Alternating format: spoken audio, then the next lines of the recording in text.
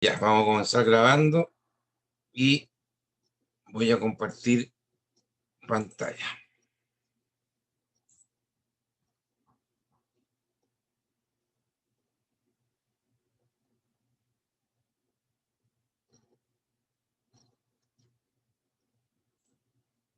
¿Se ve algo ahí o no?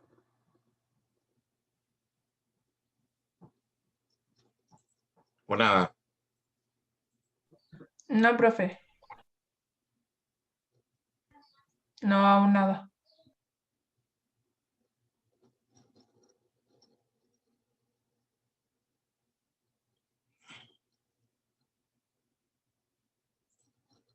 ¿Y ahí?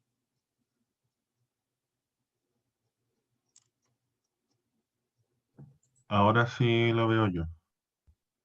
Ya. Debe estar llegando al otro lado. ¿Se ve para el resto o no?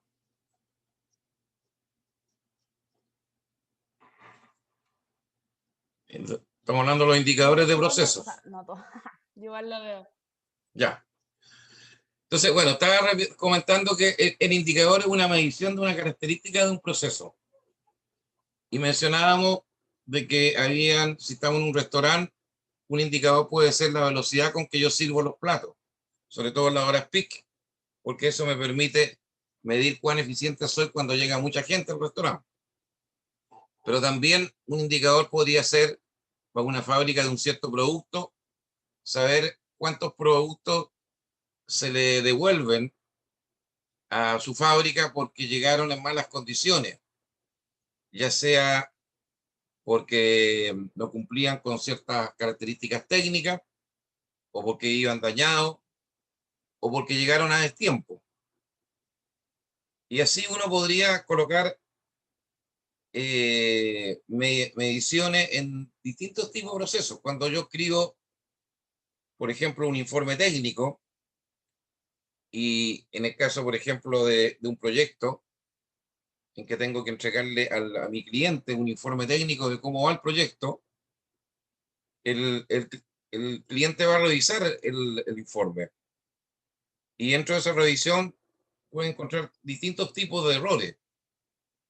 Errores ortográficos, errores de redacción, falta de información, incoherencia en cierta información, en fin, un conjunto de aspectos que revelarían que ese informe no fue bien escrito o no está completo.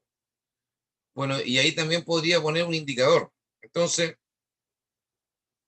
el indicador es un elemento muy objetivo y que representa la realidad de un cierto proceso.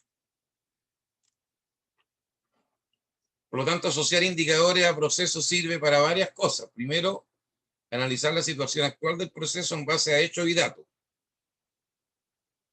Si de los últimos 10 informes técnicos que le he preparado a mi cliente, 8 han sido rechazados y con muchos comentarios por parte del cliente, eso me está revelando que tengo un problema serio con mi ingeniero, que no saben redactar como corresponden los informes técnicos. Y por lo tanto voy a tener que tomar acciones para evitar que el problema se vuelva a repetir. Si en el restaurante, cuando están en el periodo peak, se me va gente del restaurante porque se aburrieron de esperar el plato, debido a que había mucha espera, eso significaría que el indicador de eficiencia está mostrando de que no soy suficientemente ágil ni rápido para atender a cuando llega mucha gente. Y obviamente esto permite establecer nuevos objetivos y nuevos planes para poder solucionar los problemas. O sea, el indicador nos va a decir si estamos bien con respecto a un determinado proceso y si estamos bien podemos aspirar a una meta aún superior y por el contrario, si no estamos bien, el indicador nos tiene que orientar a qué cosas debemos hacer para mejorar y superar los problemas. Por lo tanto, podríamos hablar de que son señales que obtenemos de cómo se comporta el proceso para lograr una mejora continua a los mismos. ¿Qué características tienen que tener los indicadores? Por un lado, deben ser fiables. En idénticas situaciones deben proporcionar el mismo resultado. No podrían proporcionar resultados distintos porque si no, estamos midiendo con distintas varas. Tienen que ser válidos en el sentido de que realmente midan lo que andamos buscando, y tienen que ser pocos, no muchos, tienen que ser seleccionados para que con esto se facilite el seguimiento, porque cuando uno tiene muchos indicadores, se pierde un poco en el bosque. Entonces, lo importante acá es tener pocos, pero indicadores muy representativos y muy adecuados a lo que uno busca. Entonces, en un proceso, en un proyecto, ¿cierto? Un indicador clave, por ejemplo, es el avance del proyecto. Según lo planificado, tenemos que llevar un 30% de avance, y según el indicador que tenemos y que es fiable y que es válido, estamos midiendo un 23%. Significa que vamos un 7% atrasado. Luego el jefe de proyecto, a partir de esa medición, tendría que decir qué tengo que hacer para poder recuperar y avanzar más rápido, y por lo tanto evitar que la situación de atraso complique el proyecto. Lo mismo podría uno medir con respecto a la calidad de los entregables que está recibiendo el cliente, y tener un indicador que diga cuántos de los entregables que le emito a mi cliente o se los entrego son aceptados plenamente, cuántos son aceptados parcialmente y cuántos definitivamente son rechazados. También eso nos va a dar un indicador de la calidad con que estoy emitiendo mis entregables o los productos que estoy entregando. ¿Qué otras características tienen que tener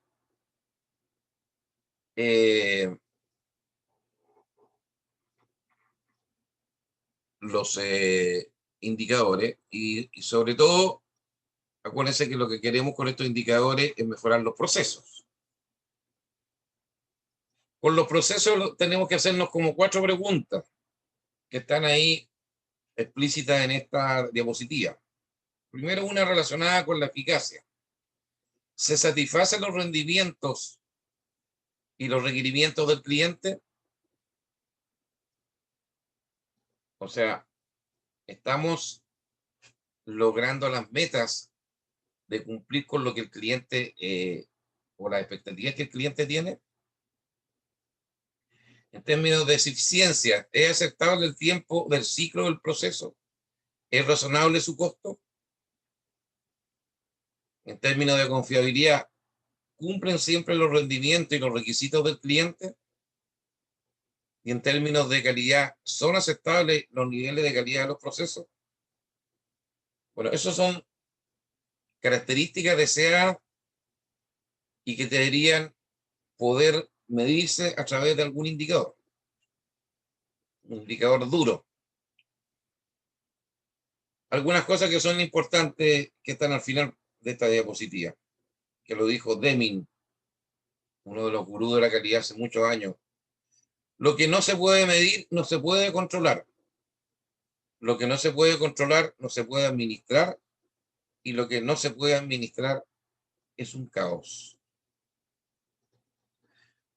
Esto que pareciera tan simple, lamentablemente ocurre en una gran cantidad de pymes chilenas. Son pocas las pymes que tienen indicadores que le ayudan al gerente a ir tomando decisiones y a la jefatura para ir corrigiendo los errores y mejorando los procesos. Entonces, el tema del indicador no solamente es válido para un proyecto, sino que es válido para cualquier empresa. Estos sistemas que seguramente ustedes habrán escuchado en algún lado más desarrollado, como Six Sigma. ¿Alguien ha escuchado hablar de Six Sigma?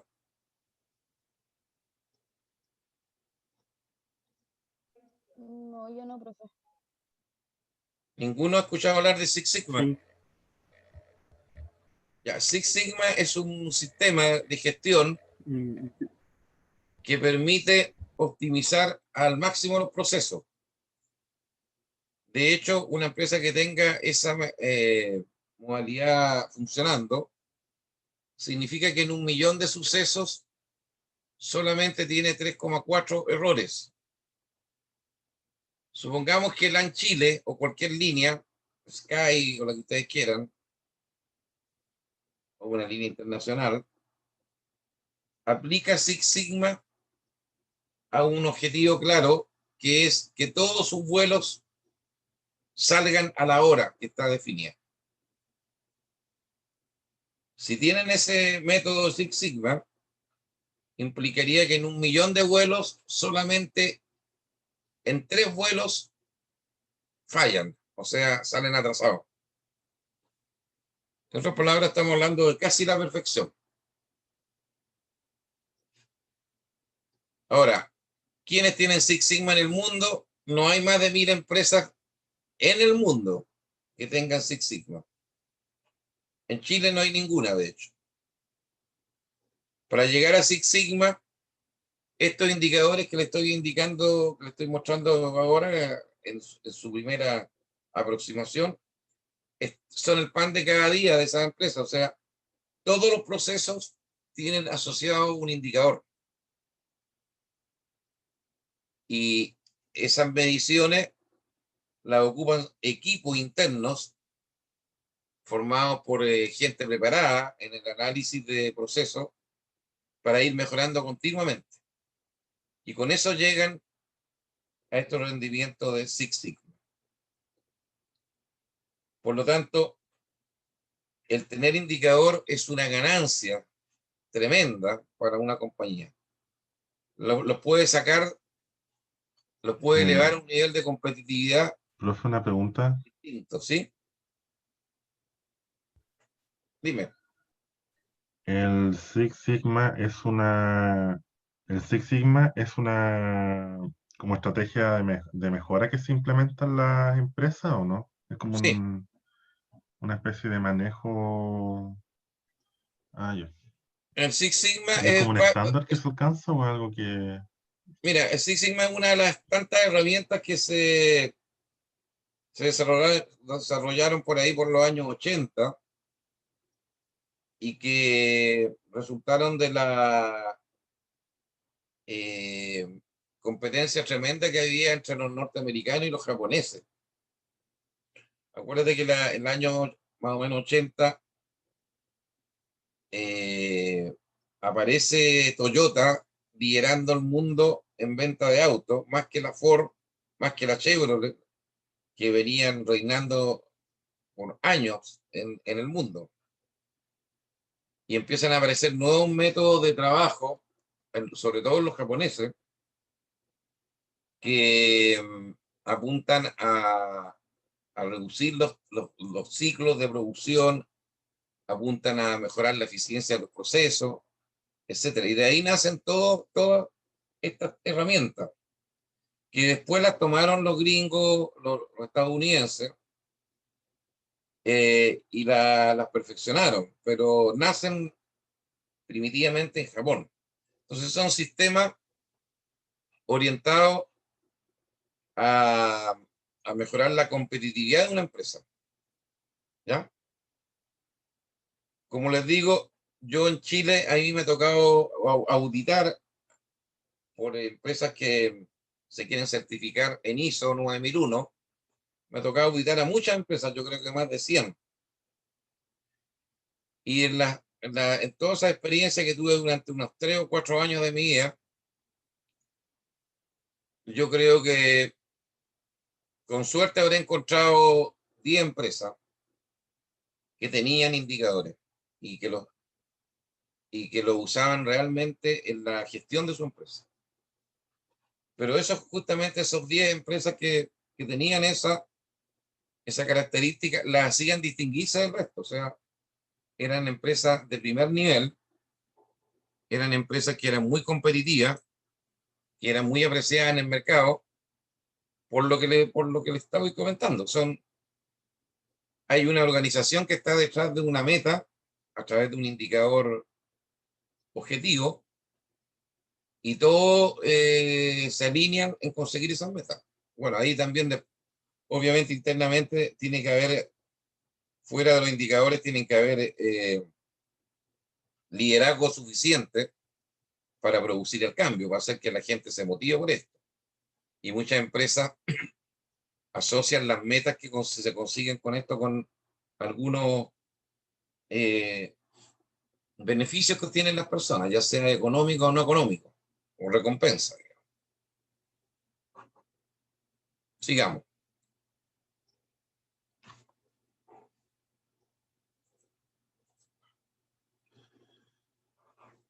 Por lo tanto, las organizaciones deben seleccionar indicadores que sean relevantes para la industria en que se desenvuelven.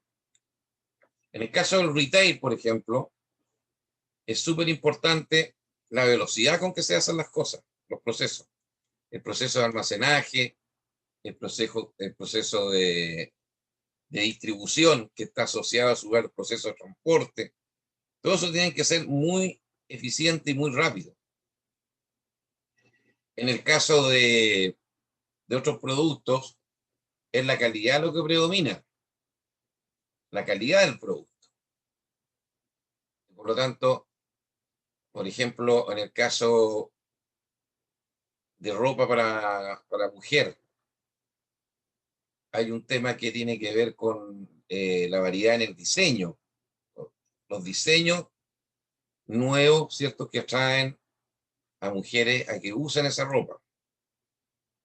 Entonces, va a depender de qué sector estemos hablando, y para entender o de alguna manera evaluar qué indicadores tenemos que poner en marcha. Los indicadores deben ser comparados con desempeños anteriores, es decir, yo debería irme comparando con lo que me ocurrió el año pasado y hace 4 años atrás. Si estoy midiendo, por ejemplo, el porcentaje de rechazo de los productos que tengo por parte de mis clientes, yo debería compararme con lo que ocurrió anteriormente, con los sectoriales, o sea, poder compararme con lo que está ocurriendo con mi competencia y con lo de mejor del sector. Bueno, y aquí en Chile tenemos ahí otra gran deficiencia, porque como no hay cultura de uso de indicadores, no hay grandes indicadores a nivel sectorial, ni menos nacional. Y por eso que no existen estas comparaciones asiduas. Si ustedes se meten en una página, por ejemplo, en Canadá, en una página canadiense, que habla sobre la industria en Canadá, se van a encontrar con que está lleno de indicadores para el sector manufactura de acero, manufactura de textiles, manufactura de componentes electrónicos, y se pueden entre ellos hacer comparaciones. Entonces, imagínense si yo soy productor, un dueño de una maestranza, y yo tengo un montón de máquinas con que fabrico perfiles metálicos, hago estanques, mecanizo ejes de máquina, en fin, hago distintas piezas metálicas. Si yo pudiera compararme con otros para saber, por ejemplo, cuál es el porcentaje de fallas que tengo de mi maquinaria, no sería malo, ¿cierto? Porque si yo tengo, por ejemplo, entendiendo que el porcentaje de falla es el cociente entre el total de horas máquinas detenidas versus el total de horas máquina disponible. Es decir, supongamos que tengo 20 máquinas y las 20 máquinas deberían trabajar 8 horas diarias. Significa que yo debería tener, y vamos a suponer que trabajan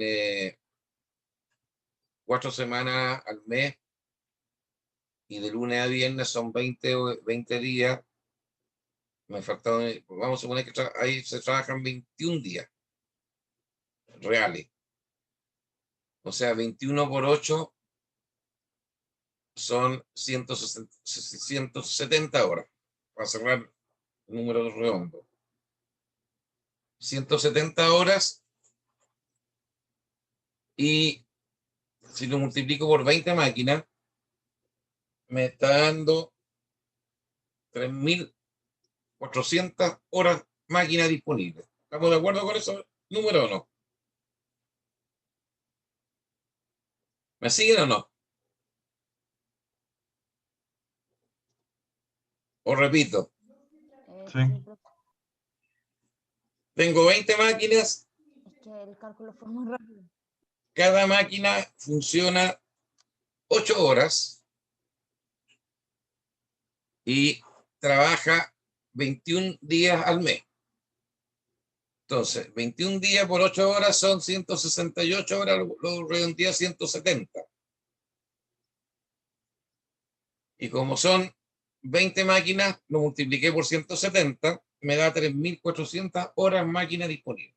170 por 20 son 3.400. ¿Ya?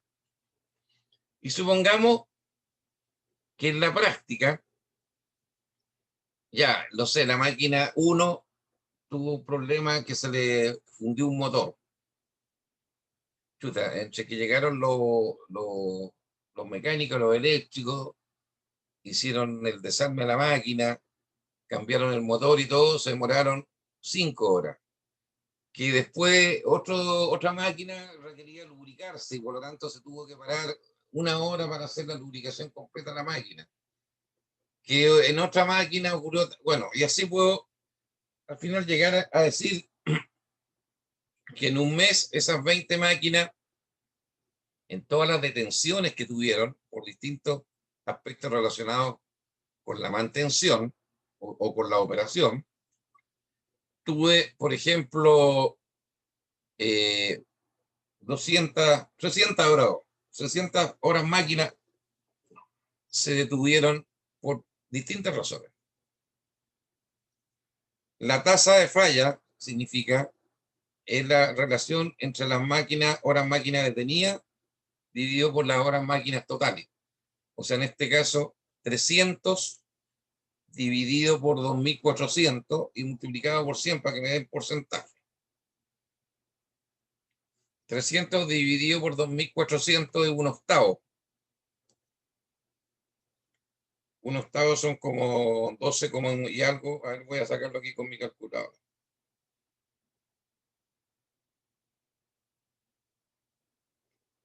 Son 300 dividido por 2.400. Entonces da un 12,5%. 12,5% es la tasa de fallas de la maquinaria. Hoy en día, si uno compara las tasas de falla, en la industria minera, que es la industria más desarrollada que hay en Chile, las tasas de falla andan del orden entre el 1 y el 2%. O sea, esta tasa de falla sería altísima, sería muy mala. Pero si ustedes se fijan, el compararse con otros va indicando cuán bien o cuán mal uno está en el mercado.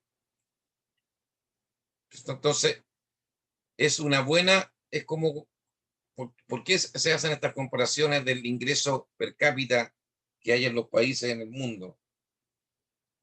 Cierto que en Chile tenemos un ingreso per cápita de $25.000 por persona, versus lo que tiene Dinamarca, Noruega, que son alrededor de los 90.000. Porque eso indica el nivel de desarrollo económico que tiene un país. ¿O por qué medimos la delincuencia entre la cantidad de asaltos que hay en un cierto barrio versus la cantidad de asaltos que hay en otro barrio?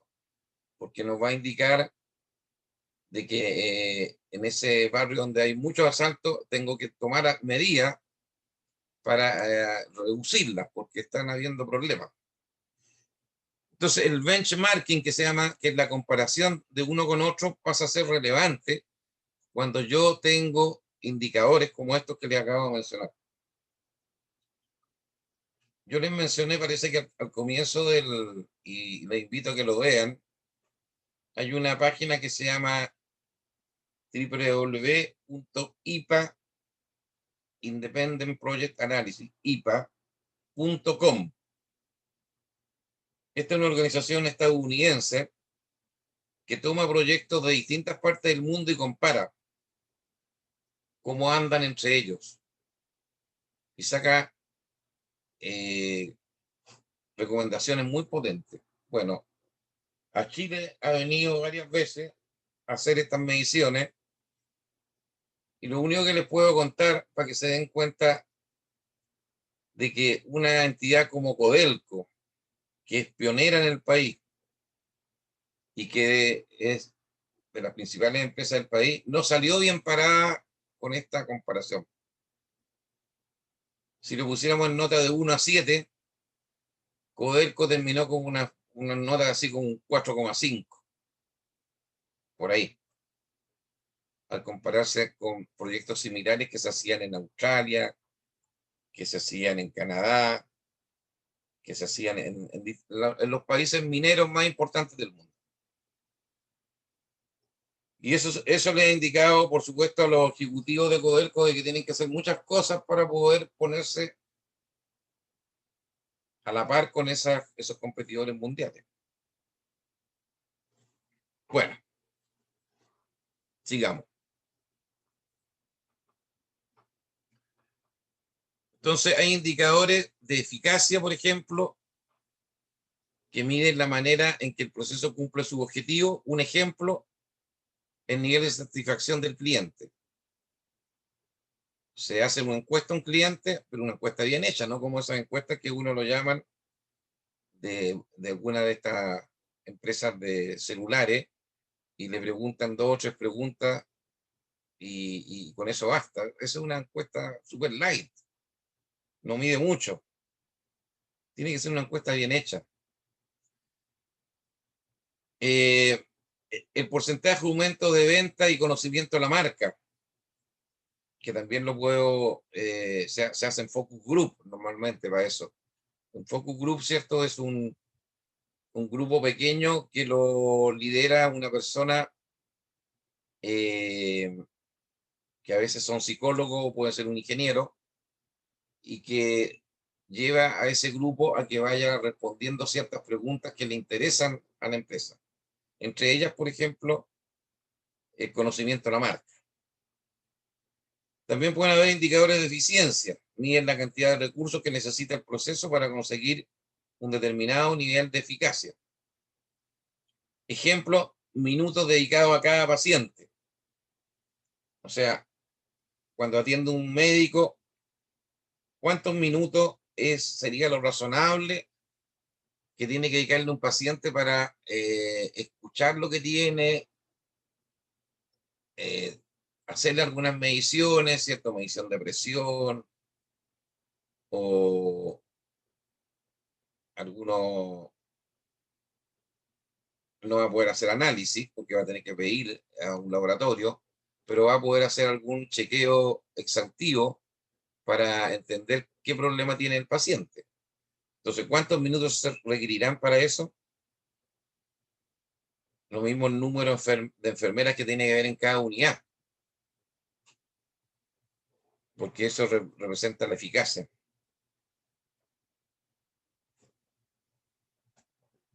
Entonces, cuando uno menciona o quiere definir un objetivo, tiene que tener varios elementos. Primero, el nombre del indicador. Chuta, algo pasó aquí. Ahí sí. El nombre del indicador. tiene que ser autoexplicativo. Por ejemplo, el indicador podría ser medición del rechazo de un producto o medición de la velocidad de una línea de producción o medición del rendimiento de una máquina. Tiene que ser autoexplicativo. Después tiene que haber una fórmula, manera en que se realiza la medición del indicador. Tiene que haber un algoritmo de cálculo. Entonces, por ejemplo, en el caso de un proyecto, si yo quiero saber el avance que lleva el proyecto, yo debería tomar el total de horas hombre reales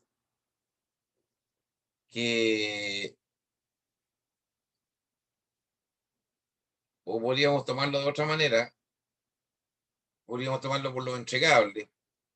Yo tengo una lista de entregables que son los productos que recibe el cliente.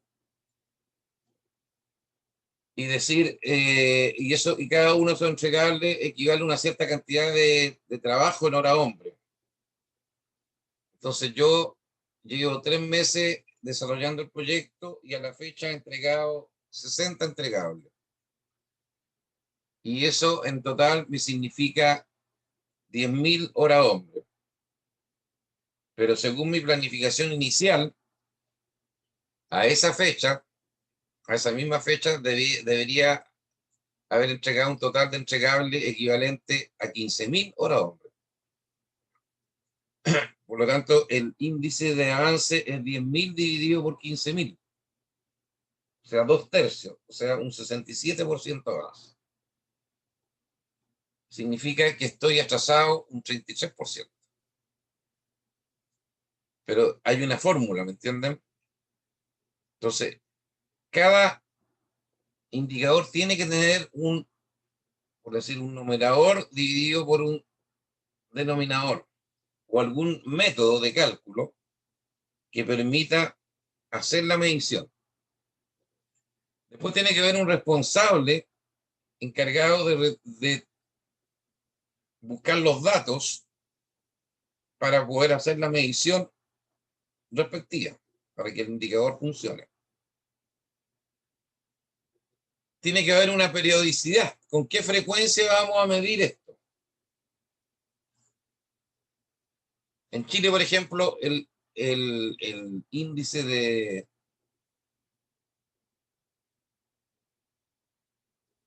inflación se mide todos los meses,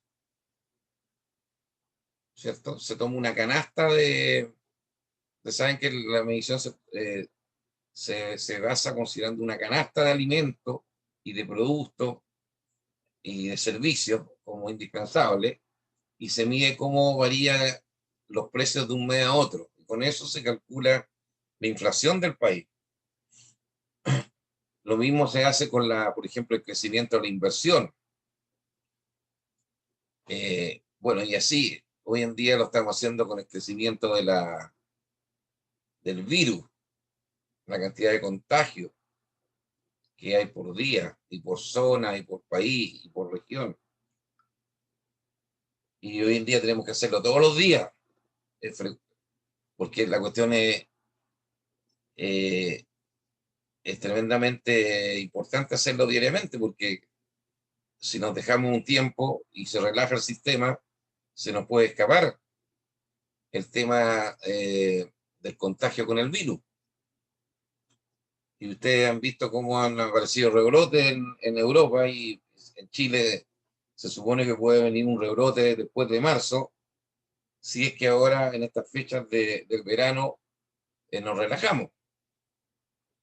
Entonces, la frecuencia se va a medir o se va a determinar dependiendo de qué tipo de indicador estamos midiendo y por qué es importante medir con más o menos frecuencia. Tiene que haber un responsable de la actuación, en otras palabras, de lo que se va a hacer después que se midió el indicador. O sea, si yo tuve un indicador, por ejemplo, que estoy midiendo el nivel de delincuencia en un sector de la ciudad, y me aparece que comparado con otras comunas u otros lugares de la ciudad, el indicador es malo, o sea, hay mucha delincuencia, alguien tendrá que tomar acción, por eso que es responsable de actuación, y alguien tiene que tomar una acción de corrección o de mejora para evitar que ese indicador siga tan alto o siga tan malo. Y por otro lado, se tiene que fijar un valor objetivo, hay que fijarse una meta. En cada indicador uno debería tener una meta. Yo, como empresa de primer nivel en el sector agropecuario, no quiero que haya un rechazo más allá del 1% de mi entrega a mis clientes. Yo, como dueño de la línea aérea X, no quiero que haya más de un 3% de mis vuelos programados que salgan atrasados. ¿Se fijan? Eso lo tiene que definir o una jefatura o el dueño de la empresa o quien sea. Y obviamente tienen que ser metas realistas, porque tampoco me puedo poner a pensar en cosas como que están fuera del alcance posible. Es como si dijéramos que el presidente de la Asociación Chilena de Fútbol dijera: yo espero el próximo año o los próximos 5 años que 2 equipos chilenos sean campeones de la Libertadores de América. Eso es imposible. O sea, Chile, en los 40 años que llega el sistema, una vez ha ganado, que fue el año, creo que cuando ganó el Colo-Colo, por ahí, por el 90, no me acuerdo en qué año, y nunca más ningún equipo ha llegado ni siquiera a la final. Entonces, o que quisiéramos proponer algo como queremos estar entre los 3 mejores del mundo en un campeonato mundial. También es imposible. Tenemos que buscar metas que sean realistas, ¿ya? Lo mismo tiene que pasar con las empresas. Pero se tienen que dar todas estas cosas que están indicando yo acá. Tiene que haber un nombre del indicador, una fórmula o un algoritmo de cálculo, un responsable de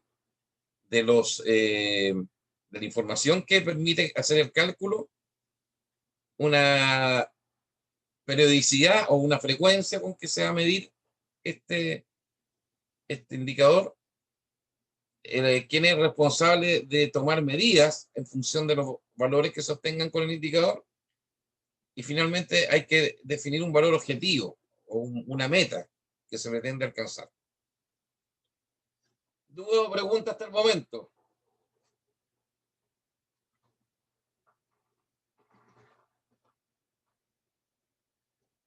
Esto que les acabo de enseñar les va a ayudar no solamente aquí, en este ramo, sino que es válido para cualquier cosa que hagan en el futuro en su vida profesional.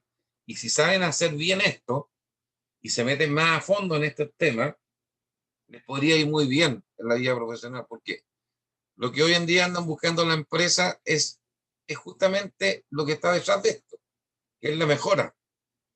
La mejora para bajar los costos, la mejora para aumentar las ventas, la mejora para satisfacer mejor a los clientes.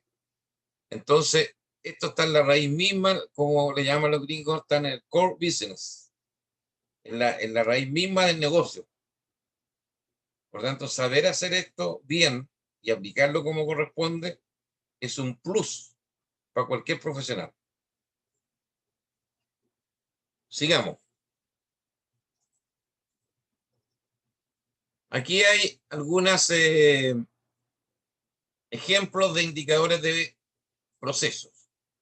Nombre del indicador: quejas mensuales, quejas que tienen los clientes.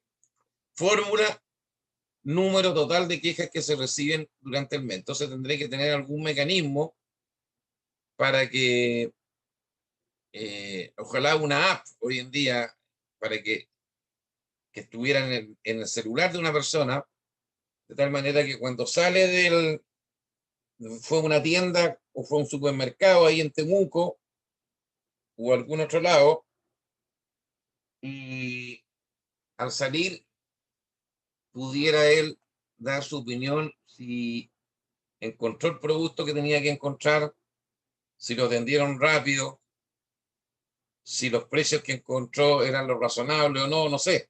Las preguntas que yo estime conveniente, y con eso podía ver hasta qué punto el cliente está satisfecho o tiene una queja. Después tengo que definir un responsable de recogida, en este caso atención al cliente, periodicidad de recogida mensual, en otras partes podría ser semanal e incluso diaria. En muchos supermercados se mide diariamente esto porque en los supermercados hay días en que hay más pics de atención que en otros. La gente va a comprar en las tardes, después que llega el trabajo, los fines de semana, y bueno, ¿para qué decir cuando hay fechas importantes? La Navidad, el 18 de septiembre, ¿cierto? Ahí se producen picos más altos todavía. ¿Quién es el responsable de la actuación? En este caso, de resolver los problemas de las quejas, el director de calidad de la empresa. Valor objetivo, bueno, ahí está puesto un valor así al aire nomás, menos de 260 quejas al mes. Va a depender del volumen de ventas que tenga, si es una empresa chica, mediana o grande. Bueno, aquí podríamos hablar de quejas que tiene el cliente con el proyecto. Estamos desarrollando un proyecto y el que está a cargo del proyecto por parte del cliente se queja continuamente. Y esto queda expresado en las minutas de reunión que hacemos toda la semana para ver cómo va el avance del proyecto. ¿Y de qué se queja? Se queja de que la calidad no está funcionando bien, se queja de que va atrasado el proyecto, se queja de que el personal del contratista, del que está ejecutando el proyecto, no sigue los procedimientos, etcétera. Bueno, también uno ahí podría medir, ¿cierto?, las quejas y definirse, y el jefe o gerente del proyecto decir, yo no quiero más de tantas quejas por semana. Es una manera de controlar eso.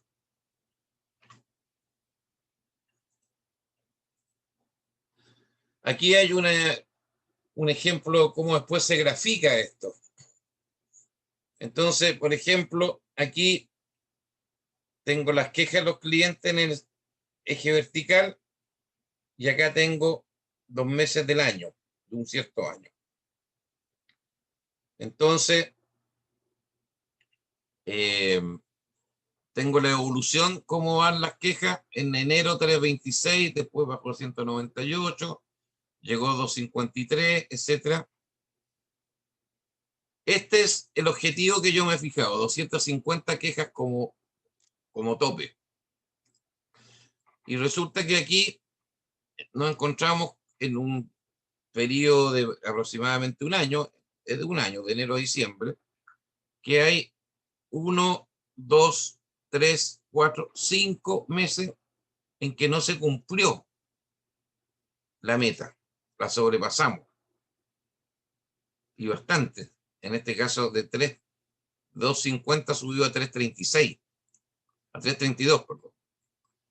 O sea, subió prácticamente un poco más de un 20%. La pregunta que habría que hacerse, ¿qué ocurrió en este periodo, en este caso agosto de ese año, que tiró tan arriba las quejas? Y hay que empezar a hacer otro tipo de análisis de todos los procesos que están influyendo en esa queja, cuáles fueron las causas que generaron ese aumento fuerte de quejas. Fue un problema de que las máquinas están descalibradas y por lo tanto, si estamos produciendo un producto, no salieron los productos correctamente, salieron con errores. Fue un problema de que mis proveedores llegaron atrasados con los insumos y los materiales para la producción. Y esto acortó los ciclos de producción y tuve que hacerlo todo a la rápida. Fue porque la gente no siguió los procedimientos y cometió errores, y eso se reflejó en los productos que le mandamos a los clientes. Bueno, esos análisis tienen que hacerlo. Alguien tiene que hacerlo, y por eso es que tiene que haber un responsable de la actuación, sobre todo estas actuaciones. Bueno, aquí se ve que hay de 12 puntos, 7, 1, 2, 3, 4, 6 anduvieron mejores. Pero todavía hay varios que están arriba. Si estos de acá de arriba los vamos bajando, vamos a tener que a lo mejor replantearnos la meta. O sea, en vez de 260, bajarla a 200. O sea, vamos superando la meta. Por eso que esto es una mejora continua. En la medida que la organización va aprendiendo qué está ocurriendo con los procesos para que lo lleven a números que no son los correctos, esta meta va a ir mejorando. Y a lo mejor después puedo llegar hasta 50 o menos. O como en Six Sigma, que son 3 de cada 1.000.000. Pero esa es ya casi la perfección.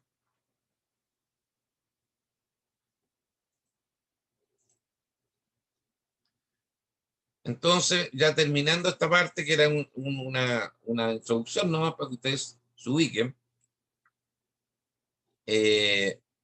aquí tenemos alguna medición de indicadores de proceso importantes como la productividad, que es la eficiencia con que las entradas se transforman en salidas. Acuérdense que la productividad se mide como las salidas dividido por las entradas. Las salidas son productos o servicios, las entradas son materia prima, kilowatt hora, hora hombre, hora máquina, etc.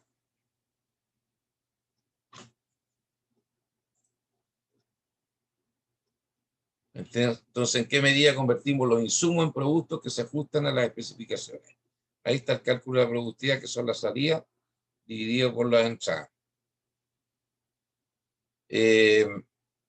Que entre paréntesis es uno de los problemas que tiene Chile como país. Cuando Chile se compara con los países de la OCDE es una organización que reúne a los países que tienen mejores indicadores a nivel mundial. Nos damos cuenta que la productividad de un trabajador chileno es muy mala comparada al compararse con trabajadores de otros países. Es muy baja. En algunos casos pasa a ser hasta la mitad de lo que, o sea, un trabajador chileno produce en un mismo tiempo la mitad de lo que produce un trabajador extranjero de algunos países, como Noruega en particular. Entonces, hay un tema. Profe, ¿Sí? Dime. profe, y a la hora de considerar eso, la productividad, ¿qué es lo que se hace para considerarlo en un proyecto, por ejemplo? O sea, si Considerando que, no sé, aquí en Chile es menos productividad. es que tú cuando, en un proyecto, cuando tú te presentaste a la propuesta, pues supongamos que era una licitación, que el dueño del proyecto, supongamos, Enel, que es de la parte eléctrica, o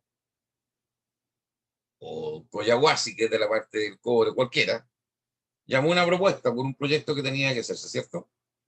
Y en esa propuesta tú tuviste que entregar una propuesta técnica y una económica.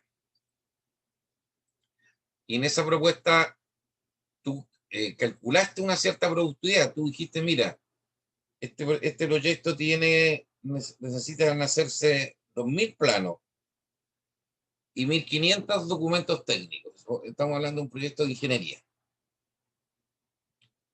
Y hay planos de distintos tipos, desde configuraciones generales hasta planos de detalle eléctrico, planos de detalle hidráulico, bla, bla, bla. Entonces tú decís, ya, a ver, este plano mecánico de distribución de maquinaria en un sector de la planta.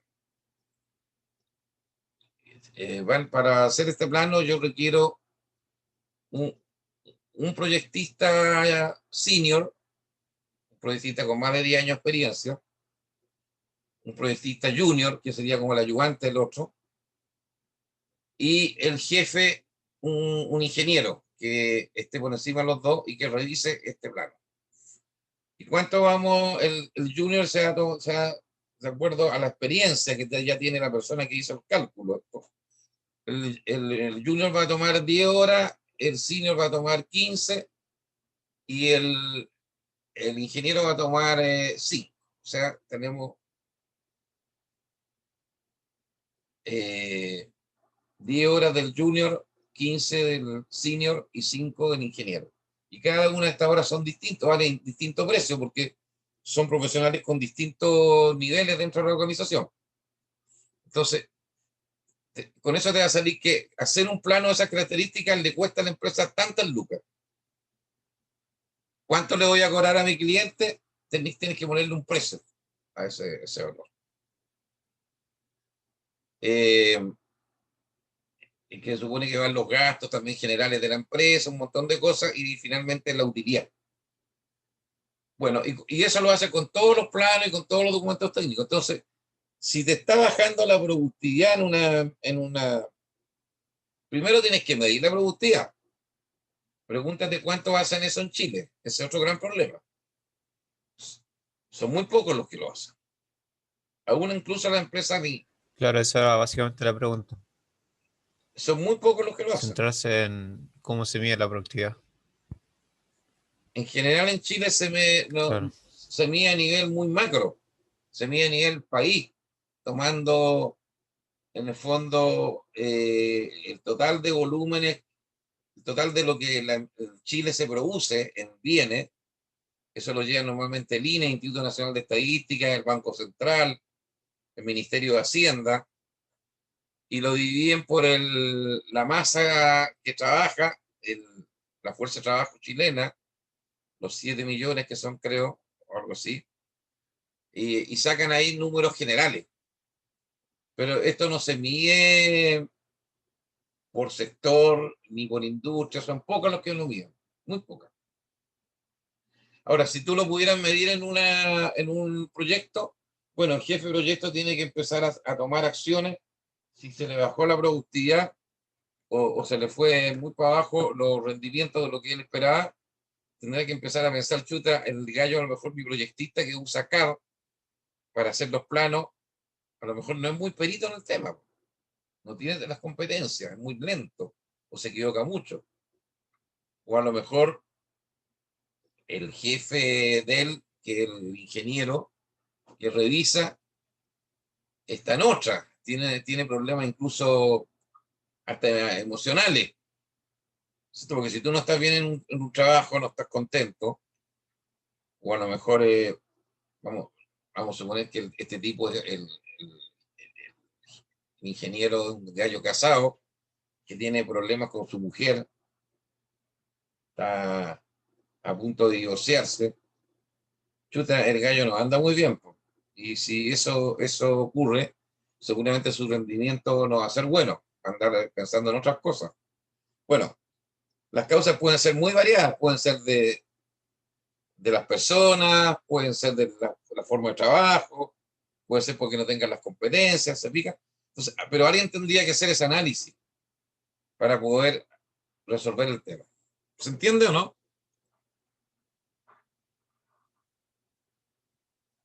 ¿Quién me hizo la pregunta? Sí, profe. Ya, Se qué entiende. bien. Yo, Jesús. Ya. Bueno, aquí hay otro ejemplo de productividad. Por ejemplo, en un restaurante puede ser las comidas servidas o atendidas dividido por las horas de trabajo. ¿A cuántos clientes soy capaz de atender en un día? O sobre todo en las horas peak, que son las horas más complicadas. En una tienda de retail, ¿Cuántas son las ventas por metro cuadrado del espacio que ocupa el retail? En un criadero de pollo, ¿cuántos kilos de pollo tengo de acuerdo a los kilos de alimento que gasto en mantener a esos pollos? O en hacerlos crecer, hasta que en algún momento dado ya los mato y van al supermercado. En generación de electricidad, ¿cuántas toneladas de carbón gasto para producir en centrales de carbón? Que espero que ya se vayan cerrando en Chile, porque con el tema del cambio climático tenemos que pasar a otro tipo de energía, ¿cierto? Pero todavía quedan en Chile, uno podría decir, en unas centrales térmicas que funcionan con carbón, ¿cuántas toneladas de carbón ocupo para producir una cierta cantidad de kilowatt hora? En una fábrica de papel, ¿cuántas toneladas de madera o de arbolito que corté en el bosque ocupo para producir una tonelada de papel? Esas son medidas de productividad en distintos negocios. Bueno, entonces con estos elementos que le acabo de dar, porque aquí ya me salgo de esto, ustedes ya tienen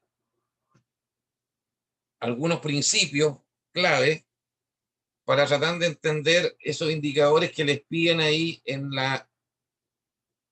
el acta de elaboración del proyecto. ¿Hay alguien que tenga dudas? Porque ahora voy a salir, voy a meterme a hacer una introducción al tema que ahora nos compete. ¿Quién tiene dudas?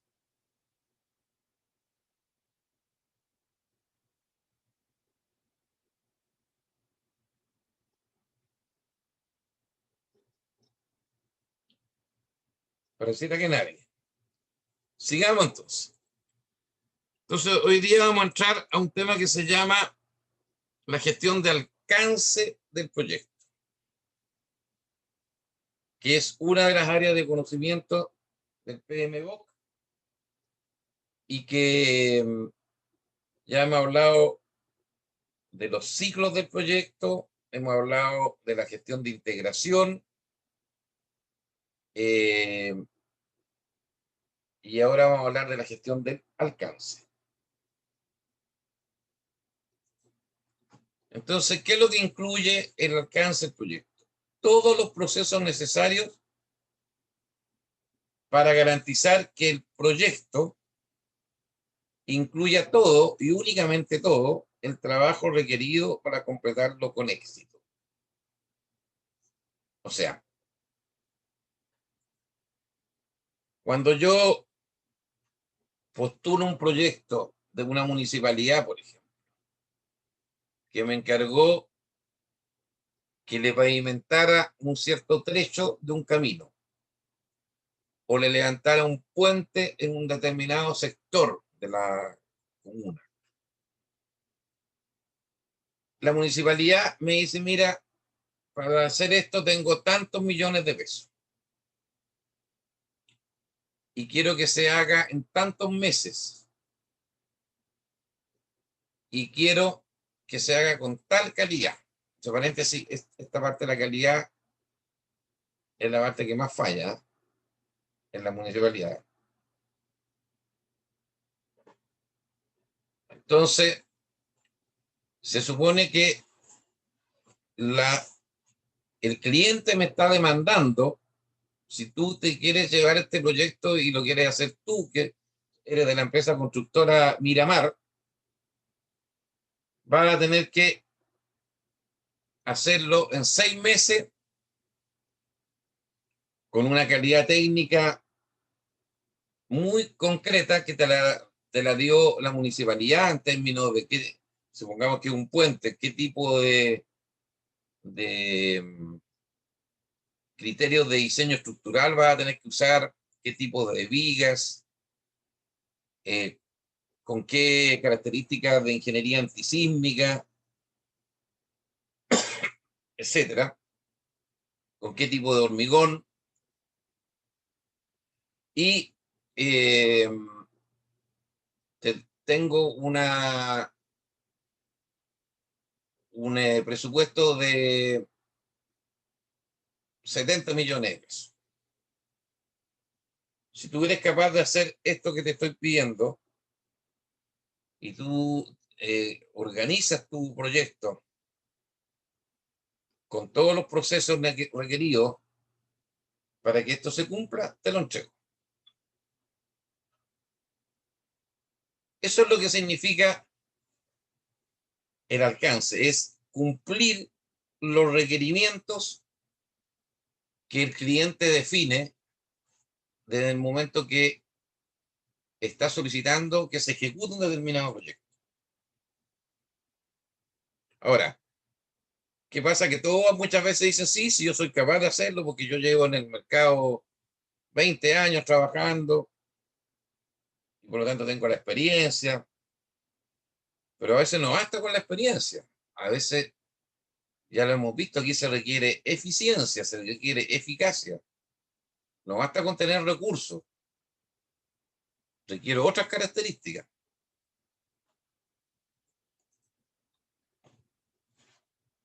Entonces, el objetivo principal para la gestión de alcance del proyecto es definir y controlar qué se incluye y qué no se incluye en el proyecto. O sea, en las bases técnicas, cuando uno llega a una licitación, en las bases técnicas se define lo que el cliente quiere, qué es lo que quiere que se incluya y qué es lo que está fuera del proyecto, lo que se excluye. Y por otro lado lo defino en términos concretos. Yo necesito hormigón de H20, H60, esas son denominaciones del tipo de hormigón, con una cierta densidad para el suelo, donde se van a colocar las losas, y con la aplicación de tales normas chilenas o internacionales para el cálculo estructural del puente. Entonces, todo eso que define y lo que va a constituir el trabajo y que está especificado normalmente en las bases técnicas y en el contrato del trabajo, es lo que se llama el alcance del proyecto.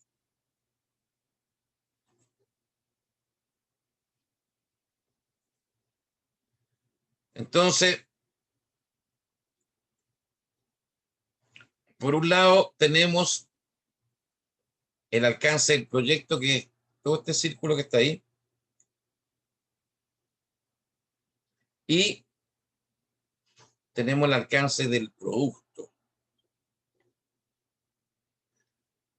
que es distinto, es un subconjunto. Ejemplo, yo en un proyecto de ingeniería, los entregables son los planos y los documentos técnicos.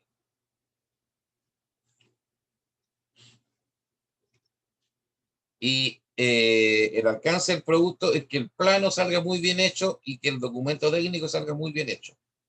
Pero desde el punto de vista del proyecto, yo quiero que se cumplan los plazos, yo quiero que se cumplan los costos y yo quiero que se cumpla la calidad de todo lo que estoy haciendo. Entonces, lo que se hace con el producto es un subconjunto del total. Porque yo necesito igual un jefe que vaya planificando y controlando el proyecto, yo necesito un especialista que maneje los riesgos del proyecto, yo necesito un especialista que maneje las adquisiciones, etcétera. Entonces, no es solamente el entregable es una parte. Por eso que estamos hablando que hay un alcance también del proyecto. Aquí lo dice, el alcance del proyecto es todo el trabajo que consiste en definir todos los procesos y el trabajo necesario para que el producto tenga todas las características y funciones requeridas. En cambio, el alcance del producto son las características y funciones principales del producto solamente, que será desarrollado para el proyecto. Son dos cosas distintas.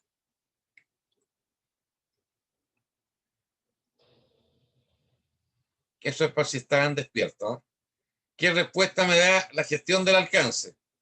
Primero, ¿cómo determinar qué trabajo se tiene que hacer en mi proyecto? O sea, poder alcanzar el alcance de un proyecto implica planificar bien lo que tengo que hacer para poder cumplir con los requerimientos del cliente. Por otro lado, ¿cómo asegurarme que se haga todo el trabajo previsto en mi proyecto? Que nada quede fuera. ¿Ya? ¿Qué otra pregunta? ¿Cómo asegurarme que no se haga trabajo no previsto en mi proyecto? O sea, ¿cómo me aseguro que nadie está haciendo algo que no estaba en las bases ni en el contrato, sino que fue un invento de la jefatura, de un supervisor o un capataz de obra? Eso no había que hacerlo. No era parte de nuestra responsabilidad ni de lo que me había encargado el cliente, por lo tanto estoy perdiendo plata. ¿Cómo asegurarme de obtener la aceptación del trabajo realizado en mi proyecto? En otras palabras, ¿cómo me aseguro que el producto final, que puede ser un camino asfaltado, puede ser un producto de software, puede ser una máquina automatizada, puede ser la puesta en marcha de una parte, una planta que está ahí, lo estoy levantando? ¿Cómo me aseguro de que mi cliente quede feliz porque aceptó plenamente mi trabajo? En términos técnicos, en términos de plazo, en términos de costo, en términos del servicio que le estoy entregando.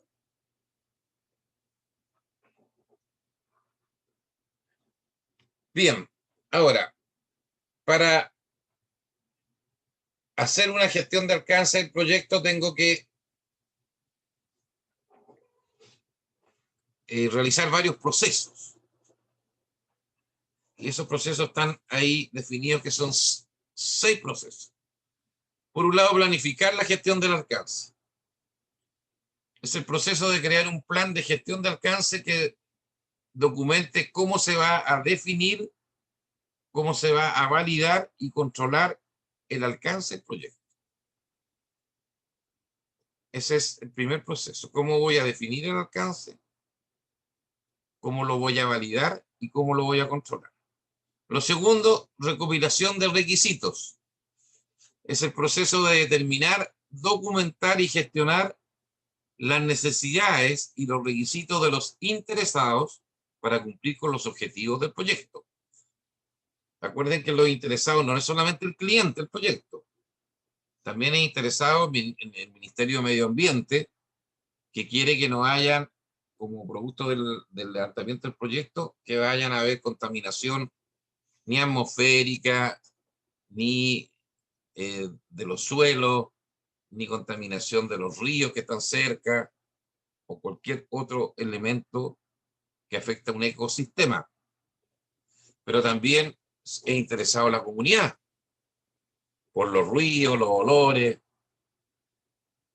También es afectado el que puso unas lucas para que el proyecto se echara a andar, porque le interesa que haya, que él reciba su interés por y le cumplan con los pagos que le tengan que hacer.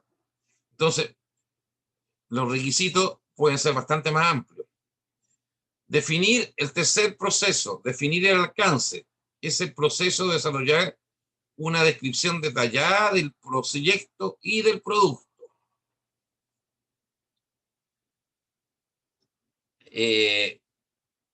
Al hacer una descripción detallada del proyecto, estoy diciéndolo o indicando los límites que tiene el proyecto, en qué consiste, sus características y qué es lo que no considera, qué excluye. Crear la EDT o WS.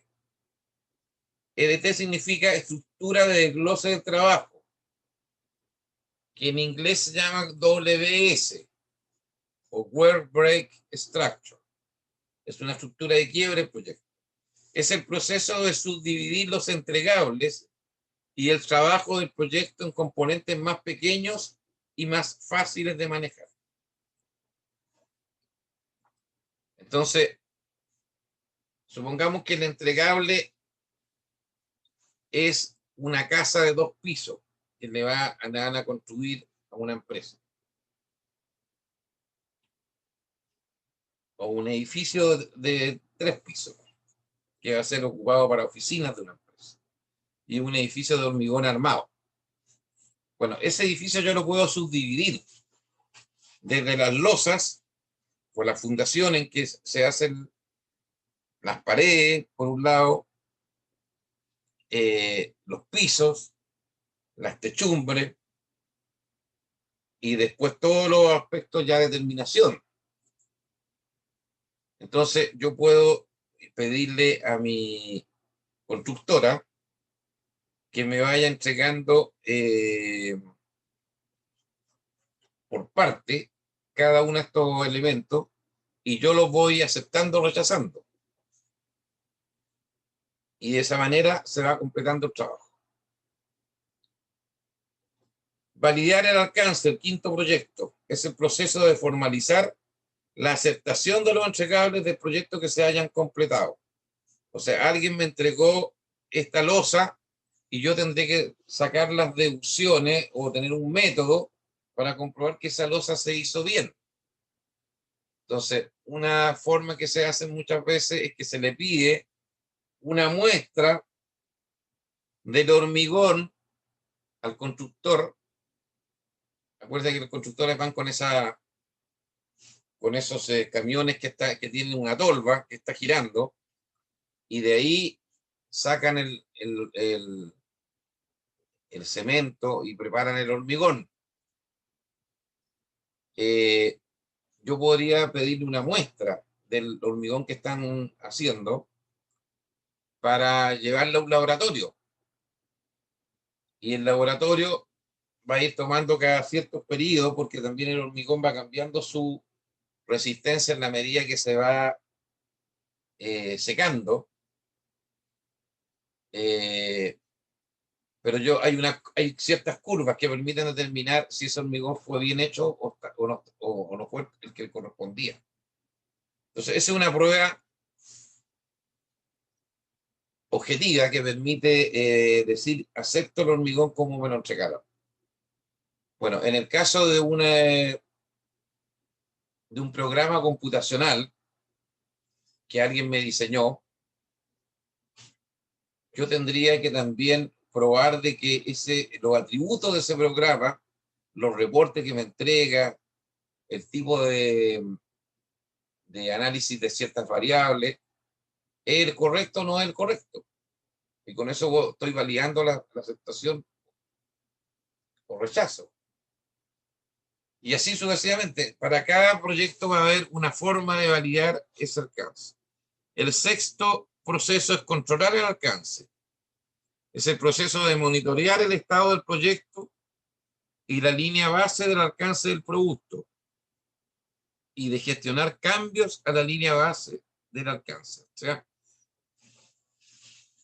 en el caso, por ejemplo, de un cronograma, yo tengo una carta CAN, ¿cierto? Que tengo definido, esa es mi línea base del tiempo que voy a ocupar para hacer el proyecto. Pero en la medida que va pasando el tiempo y va avanzando el proyecto, yo podría ir determinando que hay atrasos importantes. Y por lo tanto, a lo mejor tengo que modificar esa línea base.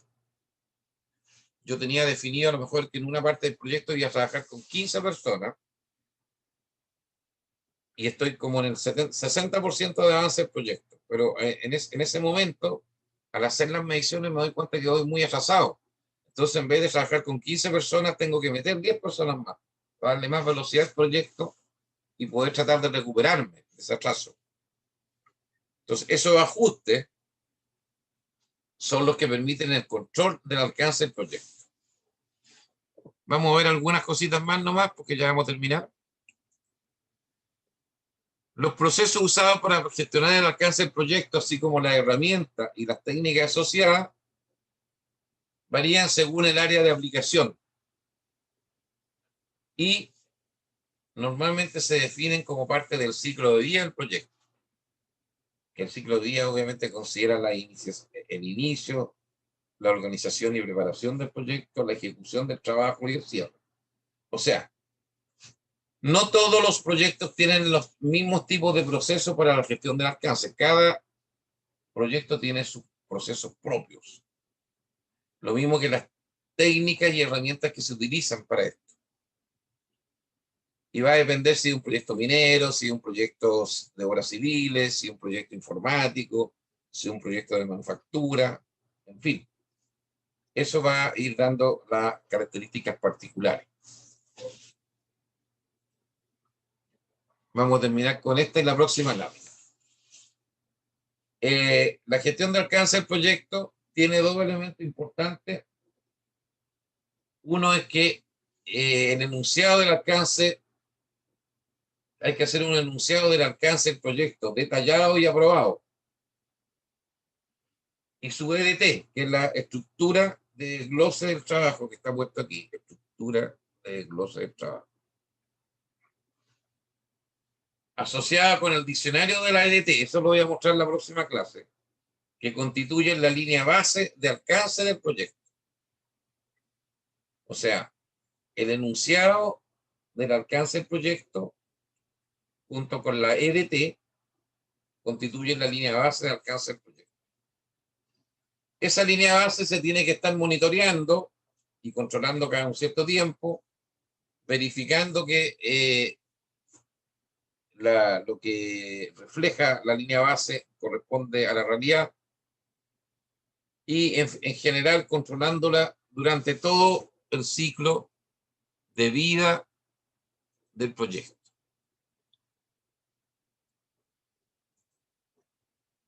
Aquí hay un ejemplo de un diccionario EDT. Entonces, en esta columna tengo el código de un paquete de trabajo y el nombre del paquete de trabajo. Por ejemplo, una paquete de trabajo puede indicar el objetivo, que es para qué se elabora el PDT, y su descripción, qué contiene, en qué consiste, cómo es, cuáles son las dimensiones, las cotas, etcétera. Y en el estado del proyecto, yo informo documento que informará el estado de avance de cada entregable del proyecto, en cuanto a costos, tiempo, alcance y calidad. Semanalmente se entregará un informe. Yo puedo tener un paquete, por ejemplo, de todo lo que son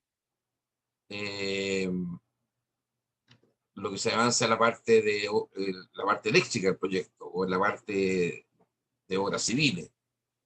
Descripción del trabajo a realizar o actividades. ¿Cómo se va a elaborar este paquete de trabajo? Actividades a realizar, elaborar informe del estado del proyecto. La asignación de responsabilidades. ¿Quién va a ser el responsable de la actividad? ¿Quiénes participan? ¿Quiénes apoyan? ¿Quiénes revisan? ¿Quiénes aprueban? ¿Quién da información solamente? ¿Cuándo el inicio? ¿Cuándo el fin? ¿Y cuáles son los hitos importantes? Las fechas programadas más relevantes. Criterio de aceptación. ¿Quién y cómo se dará por válido y aceptado este paquete de trabajo? ¿Quién es el stakeholder que acepta? ¿Quién es el interesado que acepta?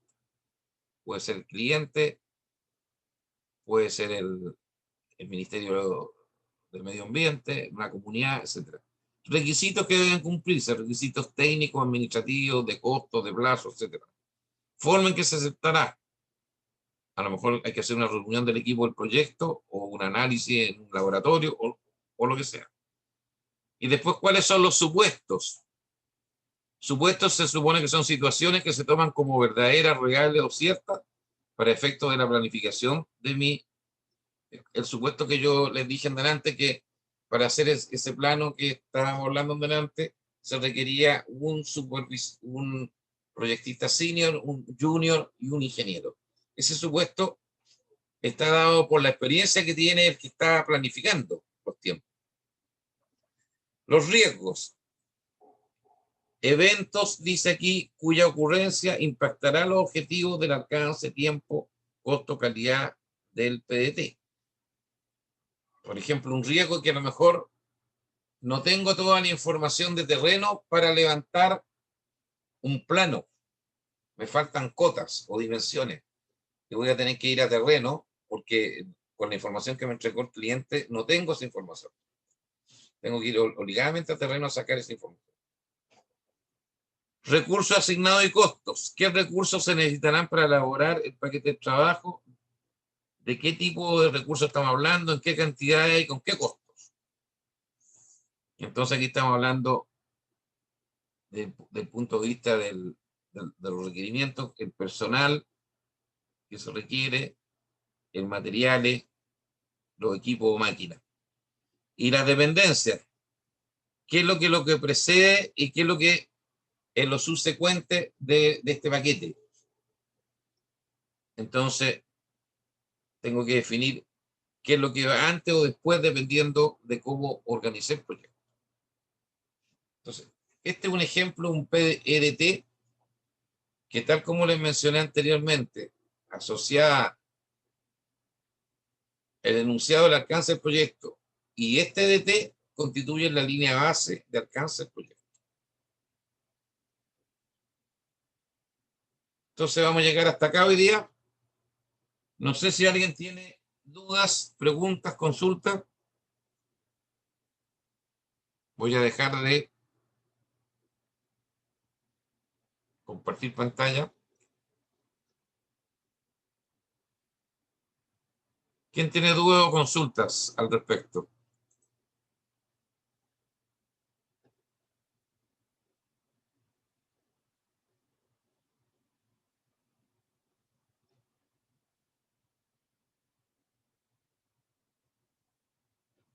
¿Nadie?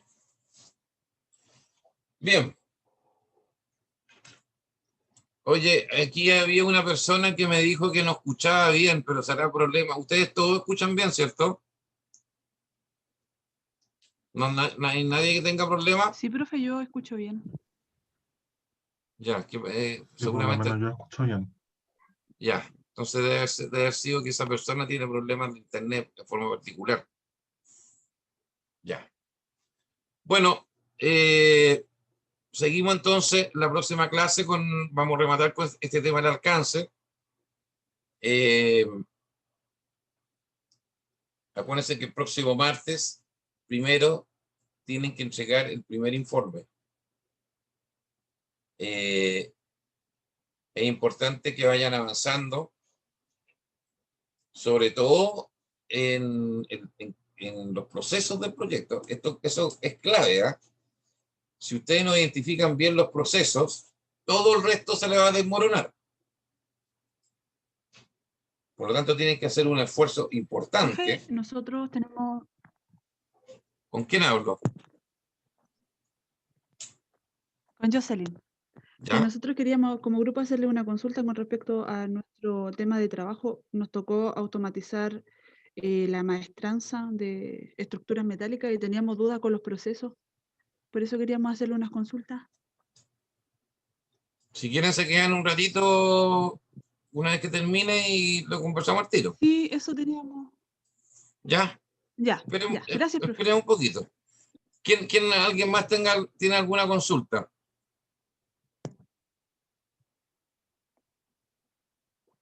Acuérdense que para buscar los procesos, yo les comenté que hay que desglosar el proyecto en distintos elementos, pero como son procesos que ustedes nunca han visto, ni se lo han imaginado, tienen que meterse en internet a encontrar en distintas fuentes. Yo les dije tesis, por ejemplo, que se hayan hecho respecto al tema. Hasta en Wikipedia sale un análisis normalmente general de cómo son las cosas. Pero después hay otras fuentes que pueden ser empresas del mismo sector. Pueden consultarlo con profesores que hayan tenido la misma universidad, que hayan hablado del tema. Obviamente yo les puedo ayudar. Y así, tienen que, lo primero es descubrir cuáles son los procesos. Y esos procesos, cómo se relacionan entre ellos. quiénes alimentan unos a otros, si son procesos paralelos o son procesos independientes, qué recursos utilizan, y así sucesivamente. Esa es la manera de ir entendiendo cómo funciona el proyecto, qué es lo que tienen que hacer, cuál es el trabajo que tengan que hacer. El alcance del trabajo lo tienen que definir ustedes. Yo les di las características generales, pero ustedes tendrán que definir las características más particulares. Bien, si no hay duda, les solicitaría por favor a la gente que ya estamos terminando. Yo me voy a quedar entonces con Jocelyn, no sé quién más está ahí fuera de ti, Jocelyn. Están los otros integrantes de mi grupo, profe, Jesús, Karen y Estamos Daniela. todos. Ya, que se queden entonces los integrantes del grupo. Ahí quedamos, Ahí están ahí todos. quedamos los 4, profe. Ahí estamos los 4. Ya, Sí. Sí. Sí. háganme las consultas que estimen pertinentes. Iba por la línea del tema de los procesos, profe, porque tenemos que interiorizarnos en cada uno de los procesos que hay dentro de la maestranza. Pero como usted lo nombró recién, el alcance lo definimos nosotros y no será necesario analizar procedimientos igual, ¿o usted cree que igual es pertinente? A ver, espérate, lo primero, cuando yo les entregué la maestranza, les puse que era una maestranza que elaboraba estructuras metálicas livianas y pesadas, me parece, ¿cierto? Metálica. Sí, pero parece que le hablé de liviana y Sí, pesada, liviana. ¿no? También. Mediana y pesada, sí. ¿Cómo, perdón? Medianas también, profe. Ya. Entonces, mediana Livianas, igual. medianas y pesadas. Sí, Exacto. liviana, mediana y pesada. si yo quiero construir un galpón, suponte, para almacenar un cierto producto, y en ese galpón no va a ir un puente de grúa. ¿Ubican qué es lo que es un puente de grúa? Yo sí, profe. Un puente de grúa se supone que es un elemento que está dentro del galpón, que se desplaza dentro del galpón como un carrito, que permite, ¿cierto?, levantar elementos muy pesados que tienen que trasladarse de un punto a otro. Ya, en este caso, supongamos que no se requiere eso. Cuando no se requiere puente de grúa, estamos hablando de estructuras medianas, en que se pueden medir en cantidad de kilos por metro lineal de la estructura. Recuerda que las estructuras se arman con perfiles normalmente, o tubos metálicos, o perfiles de acero o tubos metálicos, que se van uniendo entre sí con soldadura, con perno, hay distintas formas. Y las estructuras pesadas ya son elementos que van a resistir mayores cargas en términos de kilos por metro cuadrado, y por lo tanto son fierros o perfiles o tubos mucho más gruesos, de mayor espesor, de mayores kilos por metro lineal. Esa es la primera cuestión que tienen que tener clara. Lo segundo que tienen que tener claro es que estos perfiles y estos tubos se compran en fábricas que hacen estas cosas, que hacen los perfiles y los tubos. Son empresas metalúrgicas. Normalmente la compañía Acero del Pacífico, la CAP, es la gran proveedora de productos ferrosos que hay en Chile. Pero hay barracas de fierro, hay distintas metalúrgicas que venden estos elementos. De ahí viene la materia prima con que va a trabajar la maestranza. Y entonces alguien se tiene que encargar de tener, por un lado, estos aceros, estos perfiles, estos tubos, pero también va a tener que tener los elementos de unión. Por ejemplo, va a tener que tener tipo soldadura, va a tener que tener pernos, va a tener que tener tornillos metálicos especiales, va a tener que tener herramientas para después hacer los aprietes, llaves de torque, va a tener que tener soldadoras, máquinas soldadoras. A veces estos productos que las materias primas vienen en ciertos largos, por ejemplo, un perfil de tantos metros de largo, y resulta que yo no necesito los 6 metros de largo, por ejemplo, supongamos que son de 6 metros. Entonces voy a necesitar cortarlo, voy a necesitar lo primero que voy a necesitar una máquina, una guillotina para cortar metales. Después voy a necesitar a lo mejor una máquina para perforar un perfil, porque por ahí va a pasar un perno que se va a unir con otro perfil que va a tener a su vez también una perforación por donde pasa el perno que une las dos partes.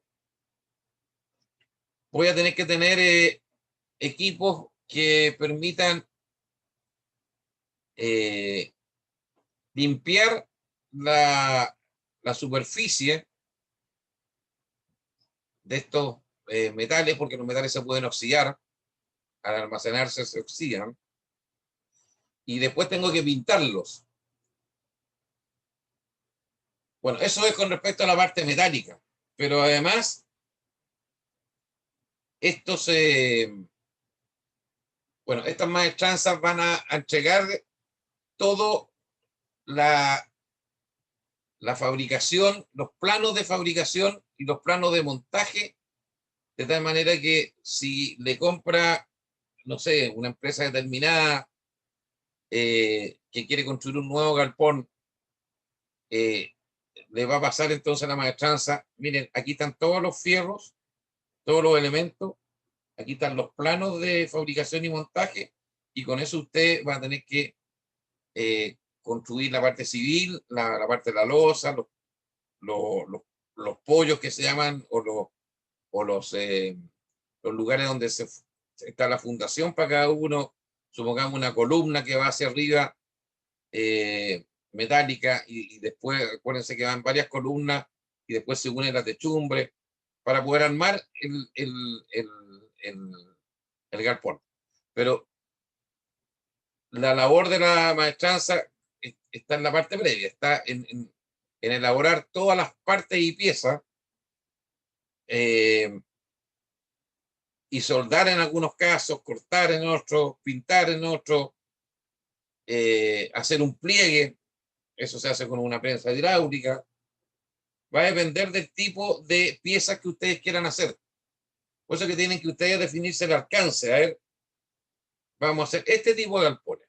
A lo mejor métanse en una página donde salgan tipos de galpones metálicos que se hacen. Vean una página de una empresa que se llama Edice.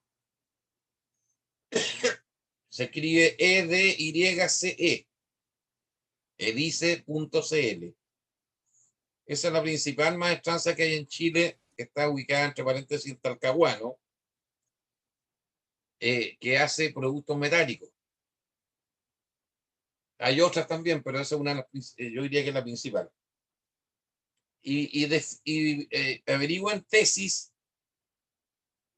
relacionadas con maestranza. Seguro que van a llegar a tesis donde hay gente que se ha metido, y ahí en esas tesis van a salir mejor, incluso alguien ya investigó cuáles eran los procesos. Eso le va a dar una velocidad de entendimiento mucho más rápido. Más lo que puedan encontrar en internet, se coloquen cuáles son los procesos típicos que tiene una maestranza. Coloquen eso en Google y les va a llevar un montón de procesos. Entonces,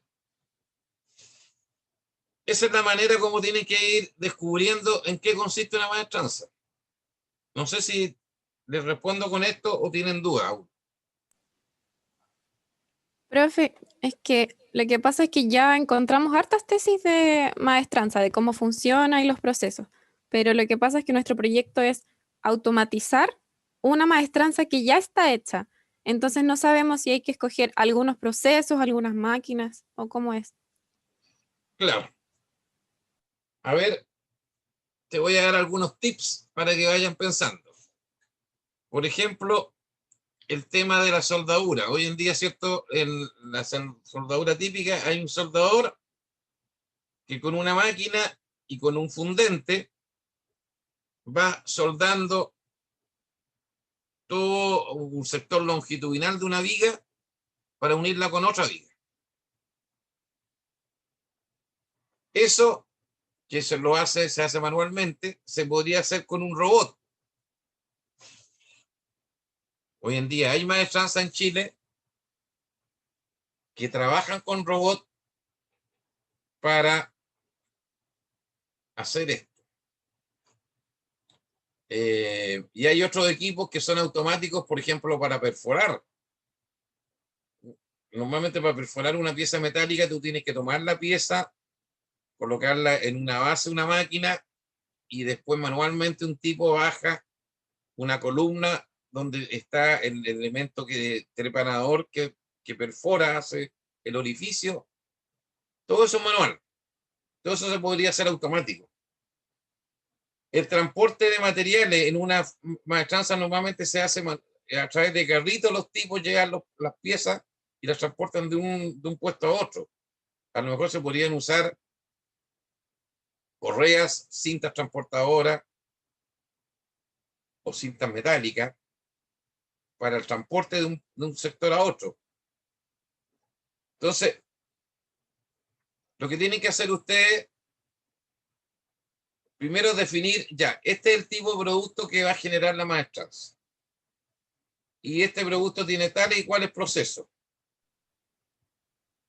Verificar a través de las mismas fuentes que ustedes tienen allí, las tesis y todo lo que han visto, cuáles son los procesos más críticos, los que consumen más o los que son más costosos. Y esos procesos tratar de buscar la manera de automatizarlo. Hay, como le digo, robots que producen. Profe, ¿Sí? Dime no. ahora siento que me queda más claro porque nosotros como que estábamos pensando en automatizar la planta completa y por lo que usted está explicando tenemos que identificar los procesos críticos y automatizar esos procesos, no necesariamente toda la maestranza. No, porque si quieren automatizar toda una maestranza es un trabajo tremendo. O sea, no, yo creo que aquí tienen Es que por eso teníamos estamos pensando eso, por eso teníamos las dudas. Ahora ya nos quedan más claros. En sí, realidad, lo que tenemos que hacer. tienen Por lo que menos por mi parte, buscar, no sé si a los chiquillos.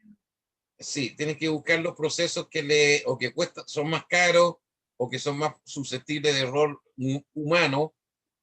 ¿Por qué tú crees que hoy en día están apareciendo robots Ya. en distintas partes del mundo?